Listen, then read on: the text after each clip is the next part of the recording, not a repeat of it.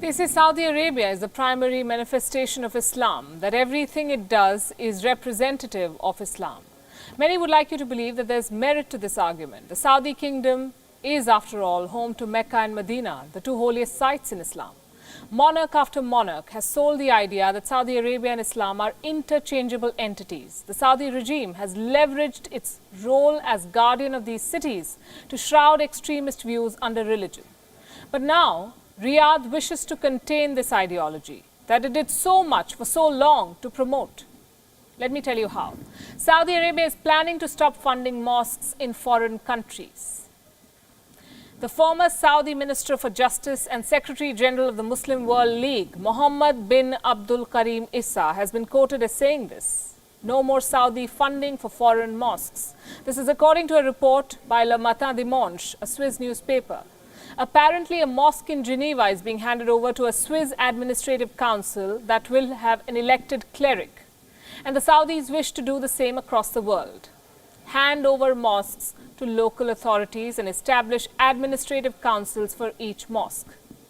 Here's what the Saudi official said, and I'm quoting, "This is necessary for security reasons. We should ensure that mosques end up in safe hands. Then we will no longer intervene." Intervene, he says. How do we interpret this statement?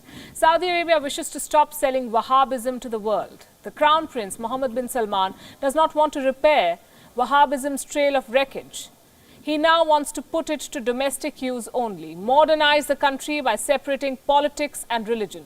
The Sheikhdom is already undergoing dramatic changes. Women have been authorized finally to drive, and cinemas have been reopened in this country.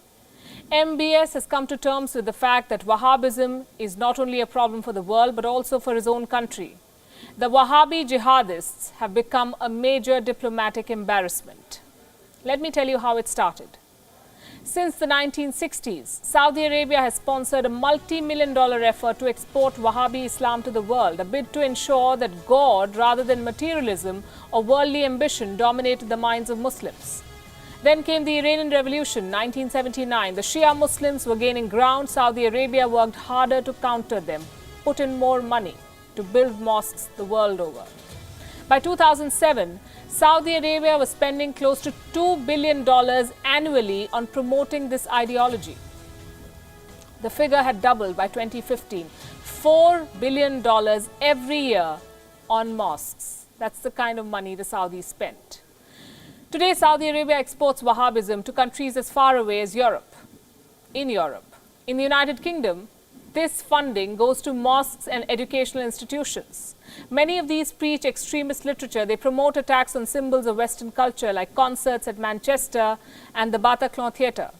Some have been timed with elections. The London Bridge stabbing in November last year is one such example. And today, many reports will tell you that Saudi Arabia is the largest funder of extremism in the UK.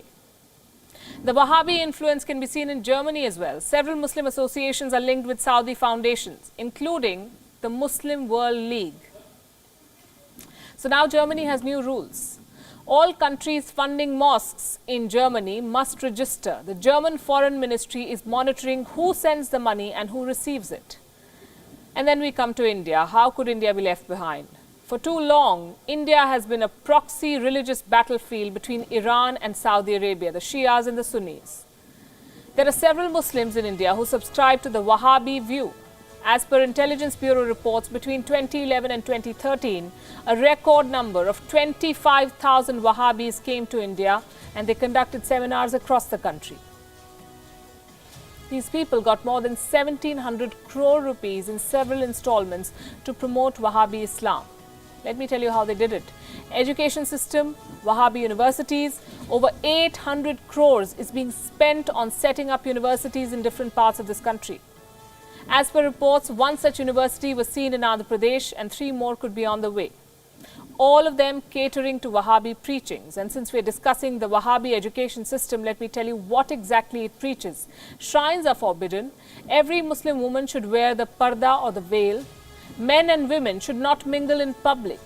All men should wear trousers till their ankles. No laughing loudly, no listening to music, no dancing or watching television, and no weeping loudly at funerals. These are some of the diktats.